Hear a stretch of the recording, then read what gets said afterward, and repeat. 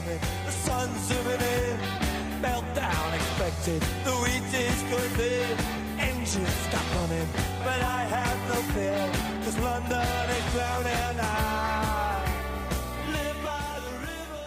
Hello everybody and welcome to the By the Minute Arsenal podcast. We are back for the new season, which is delightful. Glad to have you back with us. Hope you'll stay with us for another season, particularly at the start of the season while the optimism is still up, still in existence. I'm also delighted to say we have our same contributors from last year. We obviously had to fend off the £200 million bids, but I'm glad to say they're still here. So first of all we have Matt V. Hello Matt. Morning, how are you? Very good, thank you very much. And we have Pete. Hello Pete. Morning, Matt. I've managed to avoid handing in a transfer request so far. Of course, it's not about the money, though, as Neymar said yesterday, with a straight face, staggeringly. I am Matt H, of course, your genial host. I say genial, well, we're still in August. And we are only just in August. We're doing this on Saturday morning, very unusually for us, but we thought we'd do a very quick pod before the Charity Shield. It's not called that anymore, is it? It's the Community Shield. Community Shield. Yeah, I should really know that. Against Chelsea, which takes place tomorrow. And then the plan is we'll be back next week with regular kind of reviews, previews, and with news of an exciting prediction competition, but we'll come to that later.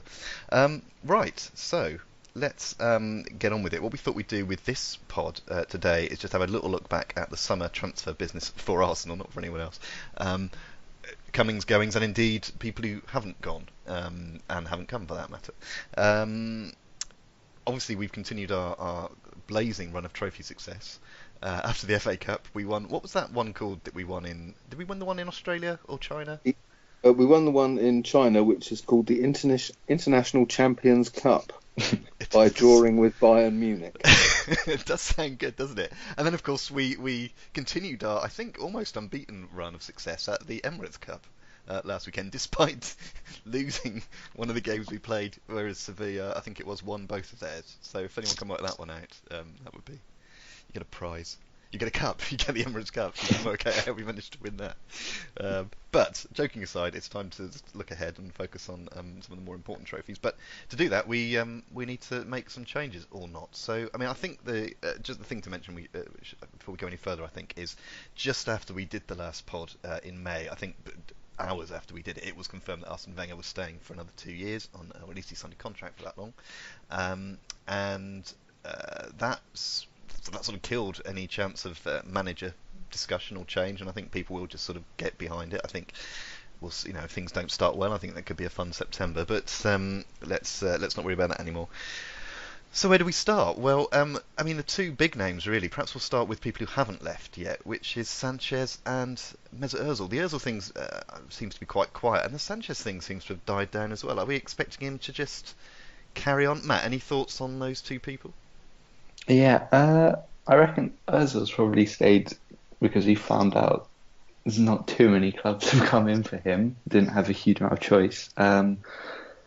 Sanchez, Wenger seemed pretty certain throughout the summer that he's not going anywhere, whether that be PSG or in particular Man City. So I don't know. It looks like he is going to stay. I don't think he'd sign a new contract throughout the season, despite optimism some people might have. So clearly we're willing to take the risk. Both of them would leave on a free next summer, which I think is the right risk to take for Sanchez to keep him for another year. And I think Ozil is probably the more likely of the two to sign a new contract, but obviously there's been no sort of noise that he's going to do that anytime soon. So it's been interesting, I guess, in the lack of progress that has been made from either of them, but they're still here.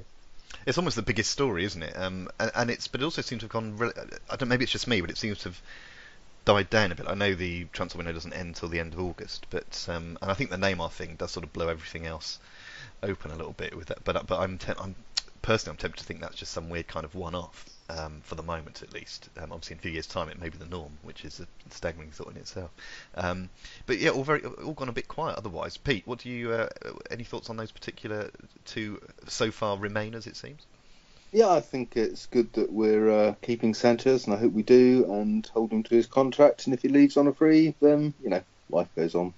It's we'll have saved a fair bit of money on just having a year of him on his current wages rather than him tied to a contract on whatever ridiculous wages we were going to have to pay him. So although we'll lose probably a fairly small transfer fee that we would have got had we sold him this summer, I think financially it probably won't make a huge amount of difference to him signing a new contract, which he was never going to do. So why not keep him and leave him on a free, and let him leave on a free, and maybe there is a vague, slight possibility he might decide to stay, depending on how we do. Yeah, I mean, 40, 50 million, which was the kind of money being talked about, it sounds like a ridiculously large amount of money. It is a ridiculously large amount of money, but in football terms, when, as is oft quoted, I think Sunderland earned, or whoever it was who finished bottom last year in the Premier League, earned sort of 90 million quid just for being terrible.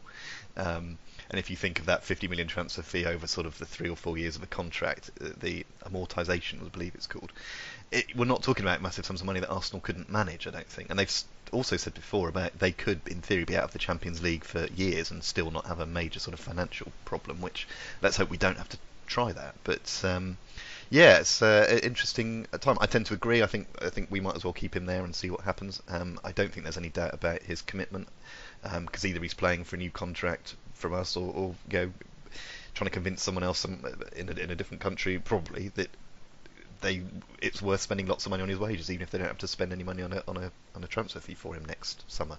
So yeah, it's an interesting one. Obviously there is still time to go, and we'll keep on top of all this, but I just get the impression there just hasn't been that interest really. Obviously we're only reading gossip columns on the rest of it, but that ultimately people think, yeah, we're not really sure about him, so we're not going to go for it, but he doesn't quite fit with our team, or we're going to spend the money elsewhere, or whatever it might be. Other news in terms of people not leaving, the Gibbs is still there, Jenkinson's still there, Wiltshire's still there. Perez has been, despite being a favourite of ours, has been talked about leaving, but he is technically still there at the moment. I mean, Wojciech's gone, which is a shame to say goodbye to him, but he's the only player of any significance that's actually left. Matt, were you expecting any more players to leave, or are you expecting any more players to leave before we get to September? I really was expecting more to leave. Unless I'm mistaken, Debuchy is still an Arsenal player, yes, wherever he is, which seems strange.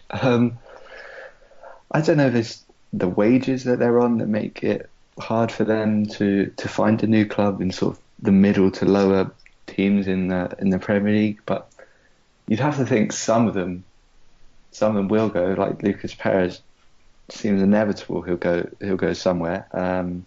Gibbs seems to be moving maybe to Watford, West Brom, but the likes of Jenkinson, Debuchy, Wilshere now looks like he's staying. It doesn't look like a move's imminent. And we probably thought Ospina could have been likely to leave at the end of the season. He didn't look particularly happy, but Szczesny's gone.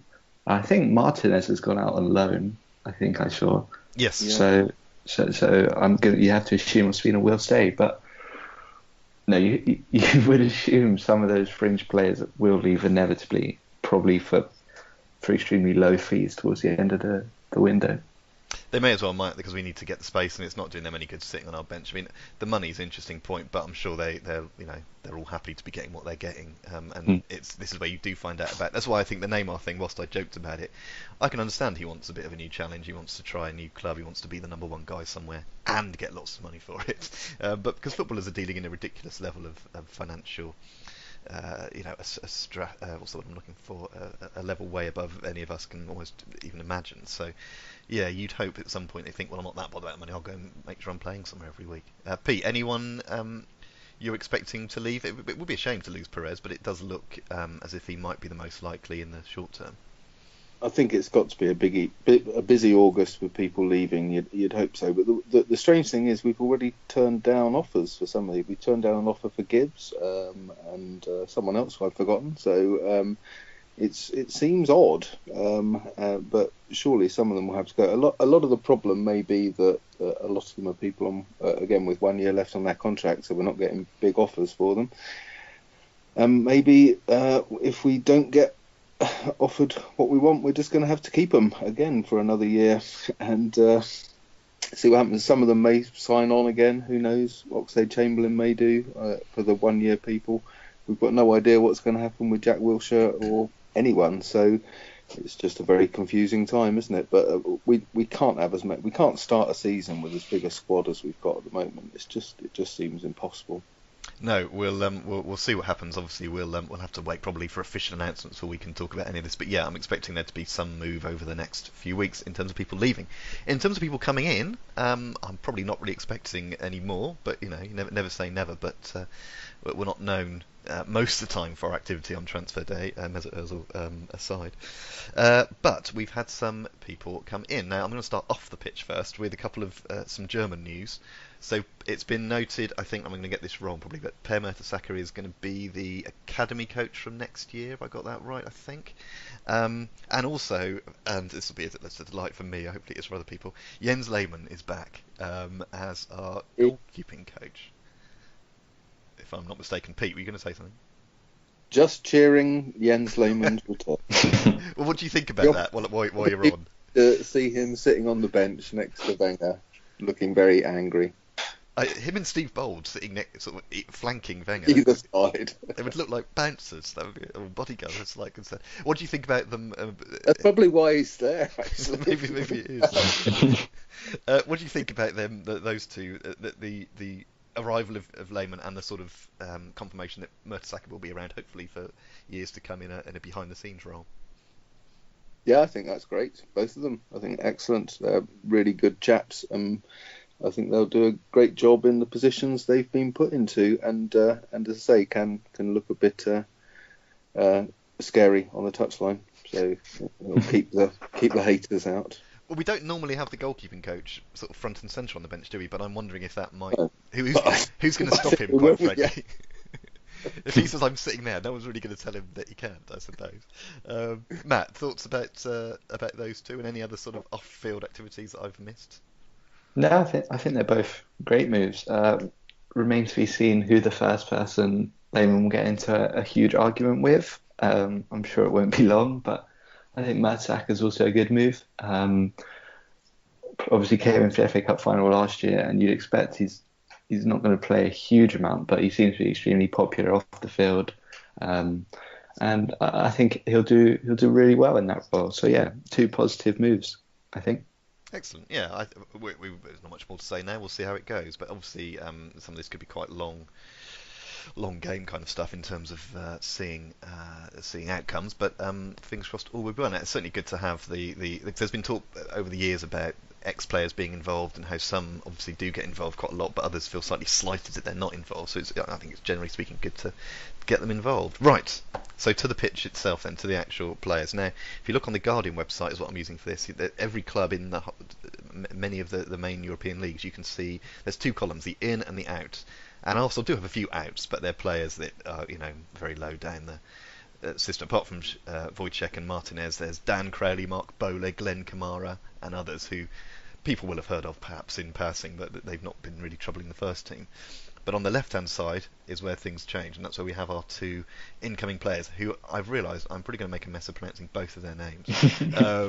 So Kolasinac was a free and from Schalke, and he's got pretty good reviews in only instance of pre-season performances, but people seem to like him.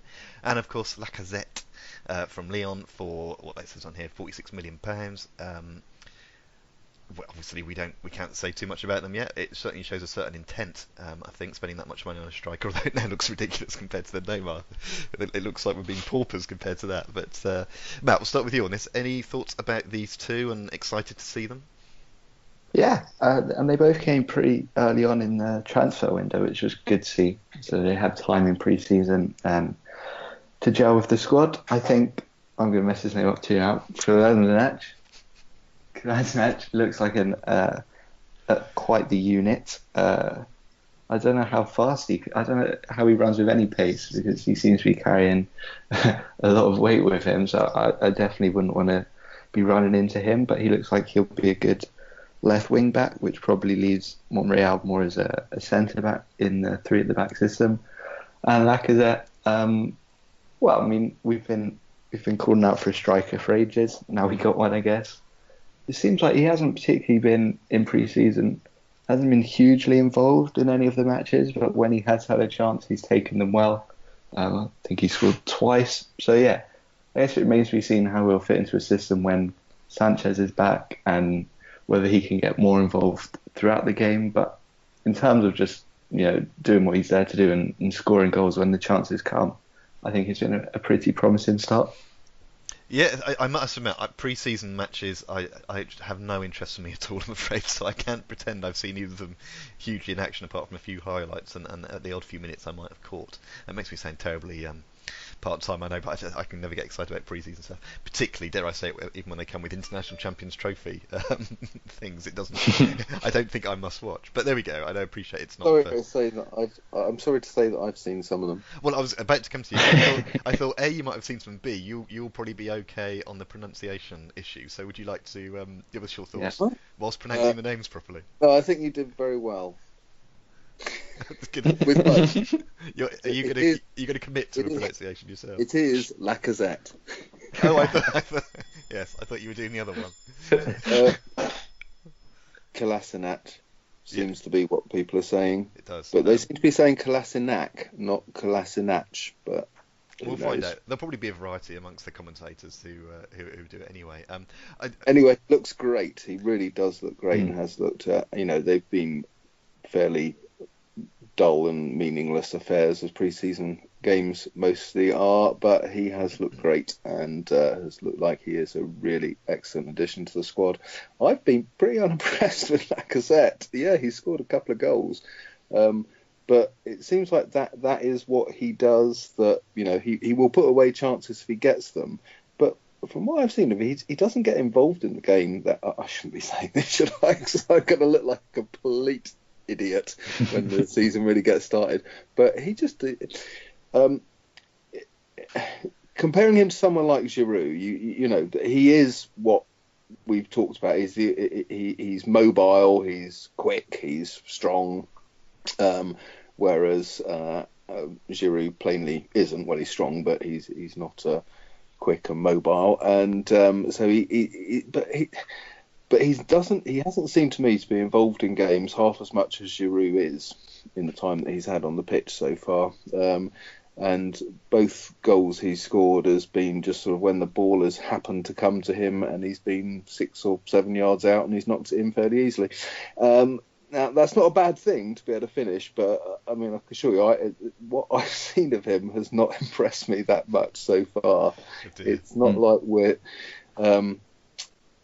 Anyway, he may be Thierry Henry, but I'm still yet to be convinced. Well, maybe he has a sort of pre-season mode as well, so maybe he's hoping. Oh, I'll tell you who has a pre-season mode. Oh, go on. Mesut Ozil. He does not care less about pre-season. Well, hang on. Many would say he doesn't show much interest during the season as well. Okay, well that's something to look out for tomorrow. I believe there's an injury possibility for him, so I don't know if he'll be playing tomorrow. But it sounds like not. Has he managed to get injured? Well, we'll have to see. We'll keep an eye on that. Well, obviously the advantage of doing our regular pod is if you want to change your opinion about any of these signings, you can quickly do so and sort of pretend the other thing. I will be doing. I'm sure. Absolutely. I wanted to point agree with something Matt said actually about how great it was we did this business quite early in the window, which is why I'm still mildly surprised that we haven't seen more departures go before August has rolled around, because I thought we might as well get on with it. But I'm expecting a bit of action over the next couple of weeks, but we'll see. All right, so the new signings, we don't know how they're going to fit in yet. We need to see them in the white heat of Premier League action rather than the International Champions Trophy to see how they actually do. But promising, I agree. The stuff I've read and seen about Kolasinac was very promising. So he does sound like for free. He sounds like a particular bargain. All right then, that's great. Well, we'll leave that there. We may have to come back to some more transfer news over the next few weeks, as I'm sure we will, because we'll expect some incomings and outgoings. But let's turn our attention to some football. Now, we're not going to get too excited about the Community Shield match against Chelsea. What we're going to do, though, for all our previews from now on, actually, is unless it's a really big game, we're not going to do a full preview because a lot of the time there's not necessarily huge amounts new for any of us to say. It's very difficult to get that excited about a home game against West Brom, for example. So what we're going to have is a very quick preview and to make things really exciting, a score prediction from each of us. And I am going to keep a record of this, and at the end of the season we can crown a winner. So it's a trophy. Let's be frank, and we can play, they all count. If we're counting the International Champions Trophy, we can count this one. So, but I think given it is the first game, we'll have a word or two on the Chelsea game. Obviously, it doesn't matter in terms of the score. We lost to Chelsea, I believe, in one of those pre-season things. I think one in China, maybe, if I'm right. And apparently, it wasn't a particularly good performance. 3-0. Yeah, 3-0. It wasn't a particularly good performance. Do we care that much about tomorrow in terms of result or performance? Matt, any particular thoughts?